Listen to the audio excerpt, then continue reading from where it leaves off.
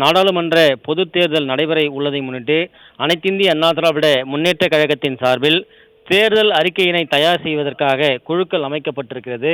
அந்த குழுக்களுடைய முதல் கூட்டம் சென்னை ராயப்பேட்டையில் இருக்கக்கூடிய புரட்சித் தலைவர் எம்ஜிஆர் மாளிகையில் தற்பொழுது நடைபெற்று வருகிறது.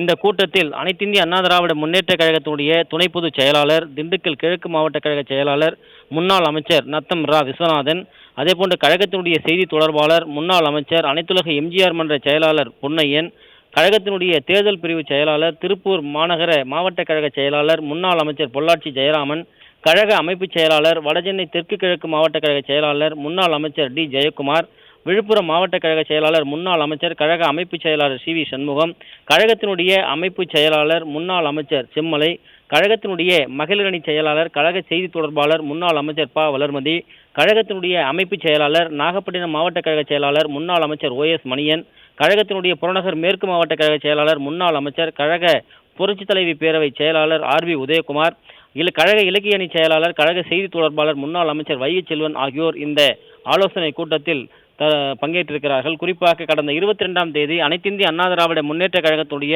பொதுச் செயலாளரும் சட்டமன்ற எதிர்க்கட்சித் தலைவரும் முன்னாள் முதலமைச்சருமான புரட்சித்தலைவர் எடப்பாடி கே பழனிசாமி அவர்கள் அறிக்கை வெளியிட்டிருந்தார். அந்த அறிக்கையினுடைய அடிப்படையில் இந்த ஆலோசனை கூட்டமானது தற்போது தொடங்கி நடைபெற்று வருவது குறிப்பிடத்தக்கது. நாடாளுமன்ற தேர்தலை ஒட்டி அதிமுக தேர்தல் அறிக்கை தயாரிப்பு குழு கூட்டம் தொடங்கியுள்ளது. இதை பற்றி விவரங்களை வழங்கியமைக்கு நன்றி ஜெயக்குமார்.